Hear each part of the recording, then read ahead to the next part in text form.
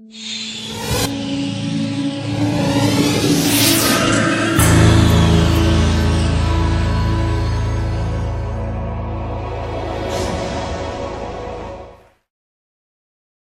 hi everybody. My name is Joost and I'm actually just waiting for my buddy Michiel to show up. So he's usually late. Give him a few minutes. There he comes.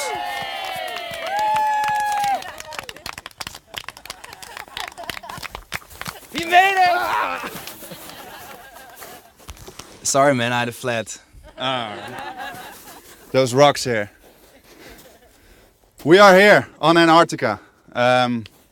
It's an incredible place. We've been here for a few days coming in. It's the last true wilderness on Earth, and we wanted to share the story with you of how we actually got here.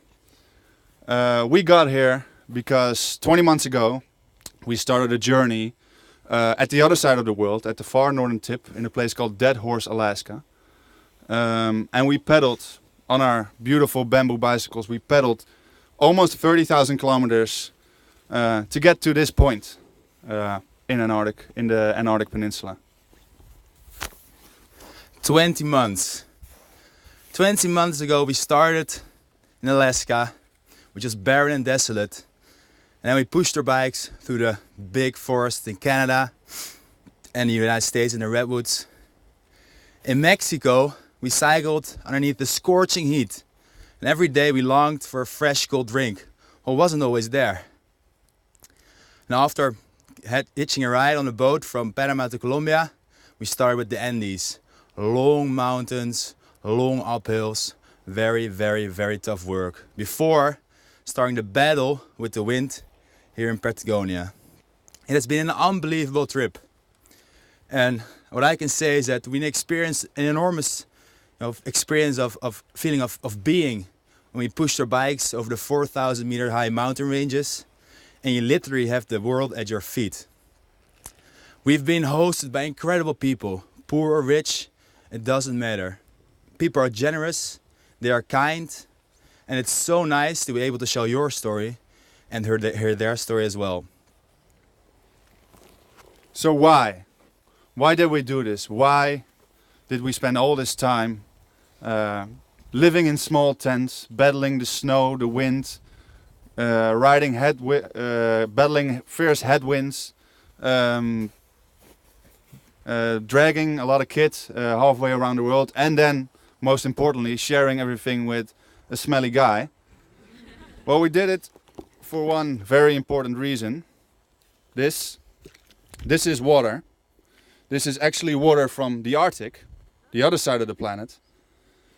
And we did it because this is a symbol. This is a symbol that shows that 1 billion people in the world, 1 billion, don't have access to this clean, fresh drinking water. It's something that probably all of you here on Antarctica, which holds around 70% of all the freshwater resources in the world, as you can see plainly in the backdrop. I bet that none of you, or us, or anybody else watching this TED has ever gone a single day without this, without some water. It's a source of life, and access to it means that it means the difference between education and illiteracy. It gives free time instead of having to fetch and carry hours a day, every day in the week for millions of kids around the world. It's food, it's energy, it's the clothes you wear on your back, the clothes that here in Antarctica keep us safe and keep us alive. It's business, it's politics, it's the bloodstream of the biosphere, which means that we have to share it between every living thing on Earth. And what we learned here on this trip during our 21s, before we started, we're just two Dutch guys, crazy Dutch guys on a bicycle. And we actually went on this trip on sort of a dare. Michiel here has a brilliant or insane, I'm not quite sure yet, idea every day or every few days. And one day, calling his bluff, we found ourselves a few months later actually in Whitehorse, scratching our heads, trying to figure out how the hell we got there and what we were supposed to do next. we didn't have any experience when we started. I mean, the longest we cycled before was maybe 10 kilometers to school or something, but not more. Joost didn't even know how to patch a bicycle tube.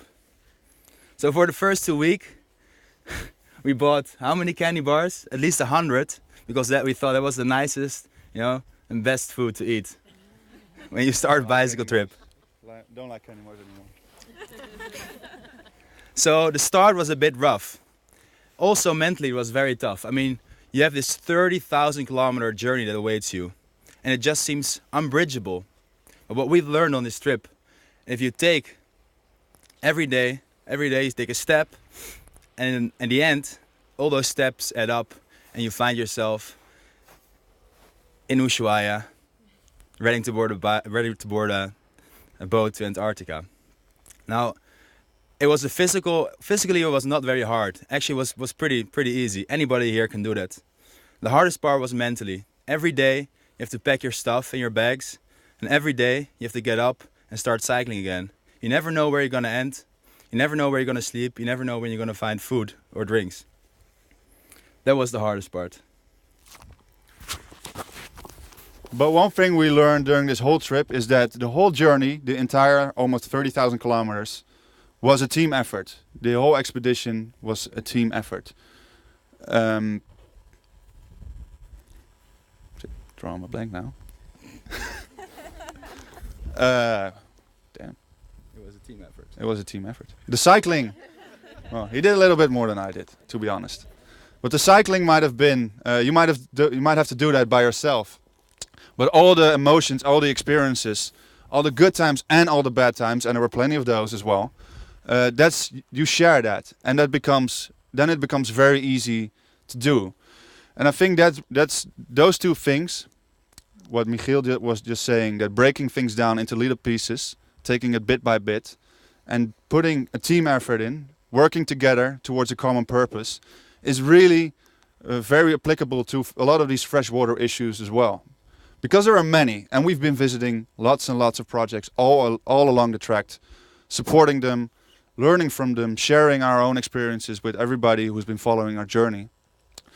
And that's really what we learned, what we saw is that a lot of people that are working very hard together in their own communities, trying to fix their own solutions, trying to implement their own solutions and trying to fix their own issues. So instead of seeing this as a story of fear, of how are we ever going to fix this, 1 billion people, 1 billion, that's a lot of people. You should take it step by step, learn from local people and put in a team effort, and then it becomes a story of hope instead of a story of fear and dread. The thing is that we realize is that it's hard to bring change to the world. You know, for change you need action, and for action you need awareness. And especially if you talk about water, you know, it's not a big problem for us in the Western world. If we turn on our faucets, we have water. If we turn on the showers, we have water.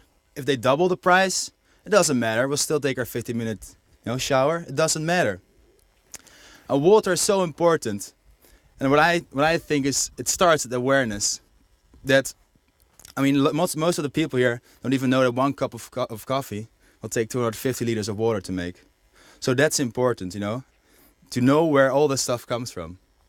So I want to end this talk with the saying that we have to take care of our world, and the biggest danger is to think that others will take care of it. So thank you guys.